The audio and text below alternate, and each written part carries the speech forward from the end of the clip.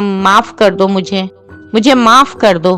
ابھی میں اتنا ہی کہہ پایا کہ اس نے لپک کر اپنے پاس پڑا لوہے کا راڈ اٹھایا اور میری طرف دوڑا۔ میں یکدم سہم گیا۔ اس نے دیوانہ وار میری دوسری ٹانگ پر راڈ سے وار کرنا شروع کر دیا۔ میری چیخیں نکل گئیں۔ مجھے نہیں معلوم کہ وہ کب رکا، مگر جب رکا تو میری ٹانگ کئی جگہ سے پھٹ چکی تھی، ساری ٹانگ خون سے بھر چکی تھی۔ بس بہت ہو گیا۔ وہ دیکھو اوپر، میری گڑیا اپنا معصوم چہرہ لیے مجھ سے انصاف مانگ رہی ہے۔ انصاف کا وقت آ گیا ہے۔ اس نے اپنی پینٹ میں ارسا ایک خنجر نکالا، ایک نظر اوپر سے نیچے مجھے حقارت سے دیکھا، پھر اپنا ہاتھ پیچھے کی طرف بلند کیا۔ یہ میری شہزادی کی ہنسی چھیننے کے لیے، یہ میری پاکیزہ بہن پر گھٹیا نظر رکھنے کے لیے۔ وہ میری آنکھوں، شانوں، چہرے، بازو پر لگاتار وار پہ وار کیے جا رہا تھا، اور جب اسے لگا کہ میں اپنی آخری سانسیں لے رہا تھا، تب ایک آخری وار اس نے عین میرے دل پر کیا اور چلایا، یہ میری چھوٹی کے پنکھے سے جھولتے جسم کے لیے۔ اس کی آواز آخری مرتبہ میرے کانوں میں پڑی۔ کہانی ختم ہو چکی تھی۔ میں ہکا بکا اسے گرتے ہوئے دیکھتا رہا۔ اس کے جسم کا کون سا حصہ تھا جو زخمی نہ ہو؟ آنکھوں سے خون بہہ رہا تھا۔ مجھے نہ جانے کیوں اسے اس حالت میں دیکھ کر سکون مل رہا تھا۔ ٹیچر کی کہانی مکمل ہو چکی تھی، مگر ابھی تک عائشہ کی داستان میرے ذہن میں گردش کر رہی تھی۔ آج پہلی بار مجھے احساس ہوا کہ اچھائی کس طرح ہزار برائیوں پر حاوی ہوتی ہے۔ اپنوں کے لیے دی گئی قربانی کیسے انسان کو امر کر جاتی ہے۔ جب انسان مجھ کو چھوڑ ان کو اپنا لیتا ہے تو وہ کس طرح اپنوں کے لیے کڑکتی دھوپ میں چھاؤں بن جاتا ہے، جیسے عائشہ نے کیا تھا۔ کتاب میرے ہاتھ میں تھی۔ 5ویں کہانی کا ٹائٹل میری نظروں کے سامنے تھا، ماں۔ میں نے پہلے کی طرح کہانی شروع کرنے میں پہل کی۔ میرا نام روزینہ ہے، ایک نسوانی آواز میرے کانوں میں گونجی۔ میں نے فوراً کتاب سے نظریں اٹھائیں اور سامنے کرسی کی طرف دیکھا۔ وہ 25-30 سال کی ایک خاتون تھی، حشاش بشاش اور باروب چہرہ۔ خاتون شکل و صورت سے خاصی معقول نظر آتی تھیں۔ چند سال پہلے ہی میری ڈولی ارحم کے گھر پہنچی تھی۔ ارحم اپنے والدین کا اکلوتا بیٹا تھا۔ باپ یعنی میرے سسر ارحم کے بچپن میں ہی فوت ہو گئے تھے۔ ماں نے اکیلے ہی اپنے اکلوتے بچے کی پرورش کی، لہٰذا اس گھر میں صرف میں، ارحم اور میری بوڑھی ساس ہی رہتے تھے۔ شادی کے چند دنوں میں ہی میں نے بھاپ لیا کہ ارحم لکیر کا فقیر تھا، اسے جو جس طرف لگانا چاہتا لگا سکتا تھا۔ چند ماہ تو آرام سے گزر گئے۔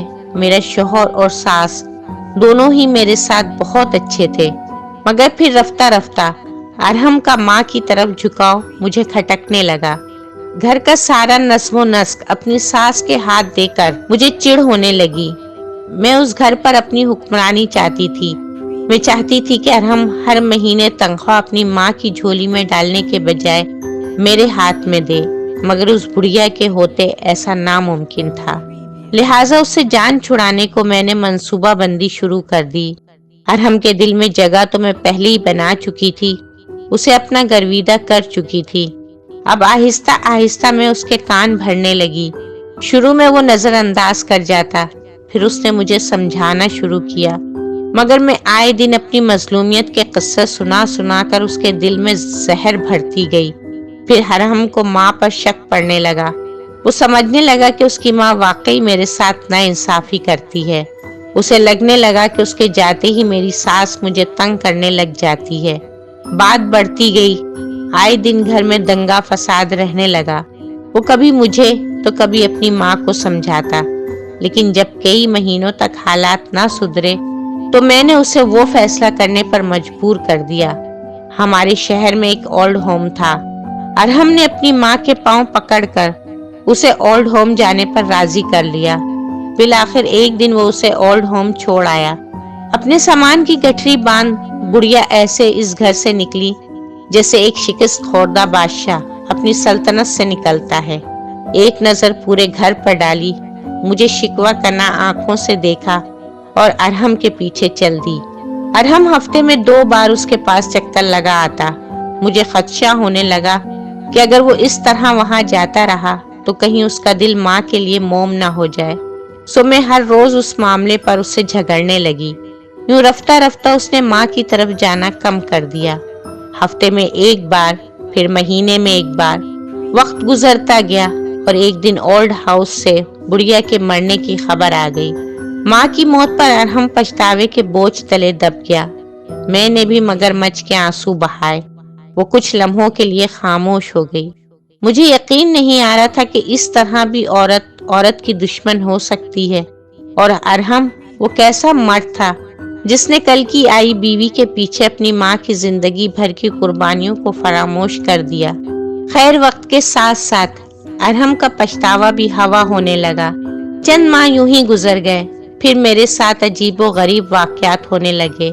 میں خوابوں میں ساس کو دیکھنے لگی۔ وہ کفن میں ملبوس سسکیاں لیتی دکھائی دیتی۔ اس خواب نے لگاتار ایک ہفتہ مجھے پریشان کیا۔ پھر مجھے سونے سے بھی خوف آنے لگا۔ میں رات کو جاگتی رہتی اس خواب کے ڈر سے۔ اور پھر ایک رات ارحم کی نائٹ ڈیوٹی تھی۔ میں اپنے کمرے میں اکیلی بیٹھی ٹی وی دیکھ رہی تھی۔ یہ کوئی 10 بجے کا وقت تھا۔ اچانک ٹی وی خود بخود بند ہو گیا۔ پہلے تو میں سمجھی کہ بجلی چلی گئی ہے، لیکن کمرے کی لائٹ آن کر کے دیکھا تو میں خوف زدہ ہو گئی۔ اٹھ کر چیک کیا تو ٹی وی کا پلگ نکلا ہوا تھا۔ میں وہ پلگ واپس لگا کر بیٹھی ہی تھی کہ ایک بار پھر ویسے ہی ہوا۔ میرے خوف سے پسینے چھوٹنے لگے۔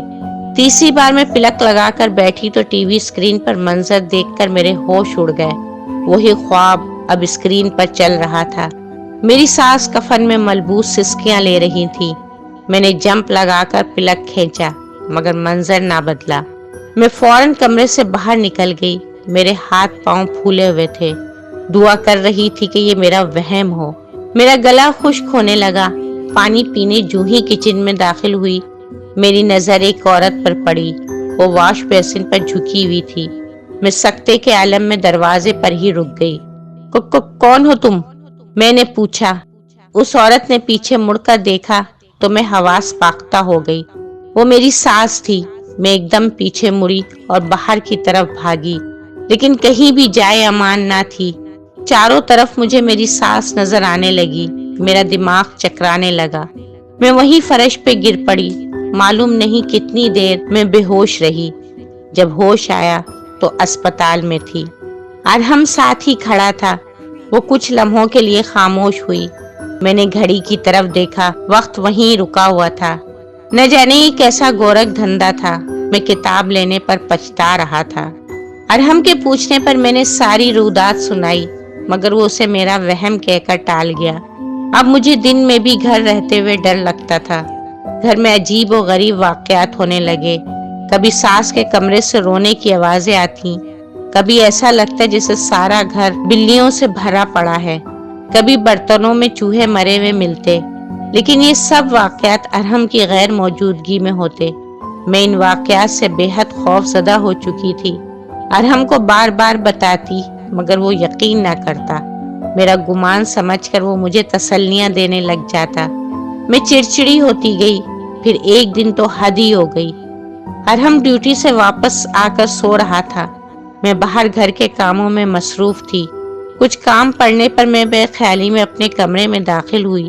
جو ہی میری نظر سامنے پڑی، میرے ہوش اڑ گئے۔ ایک عورت ہاتھ میں خنجر پکڑے ارحم کے اوپر جھکی ہوئی تھی۔ میں چیختے ہوئے فوراً ارحم کی جانب دوڑی۔ وہ ہڑبڑا کر اٹھ بیٹھا۔ ارحم اٹھو، یہ عورت تمہیں مار ڈالے گی، اٹھو جلدی، میں چلانے لگی۔ ارحم حیران پریشان کبھی مجھے دیکھتا، کبھی ادھر ادھر۔ کیا ہوا ہے روزینہ؟ کیا کہہ رہی ہو تم؟ کون سی عورت؟ ارحم مجھے شانوں سے پکڑ کر چیخا۔ یہ عورت، میں نے اس طرف دیکھے بغیر اشارہ کیا۔ کون سی عورت؟ مجھے تو کوئی عورت نظر نہیں آ رہی۔ ارحم کی بات پر چونک کے میں نے اس طرف دیکھا تو واقعی وہاں کوئی نہ تھا۔ ارحم، خدا کی قسم، وہ ابھی یہیں تھی۔ اس کے ہاتھ میں خنجر تھا اور وہ تم پر جھکی ہوئی تھی۔